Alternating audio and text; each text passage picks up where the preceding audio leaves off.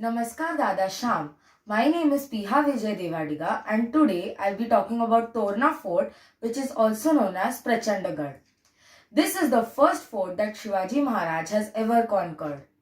This fort is built on a hill which is 4,603 feet above the sea level, and hence it is also the highest fort in Pune district in the Western Ghats.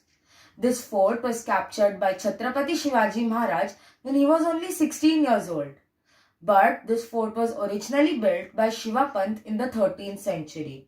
This fort was well maintained by Chhatrapati Shivaji Maharaj and later on his son Chhatrapati Sambhaji Maharaj. But the Mughals captured this fort and renamed it as Fatalgarh. Before the Mughals captured this fort was renamed as Prachandagarh. Prachandagarh means a huge or massive fort. The Marathas restored this fort under the Treaty of Purandar.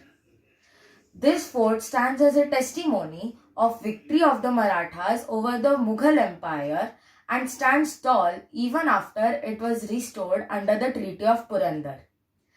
नमन माझा त्या मावळ्यांना ज्यांनी स्वराज्यासाठी आपले प्राण त्याग केले. Thank you.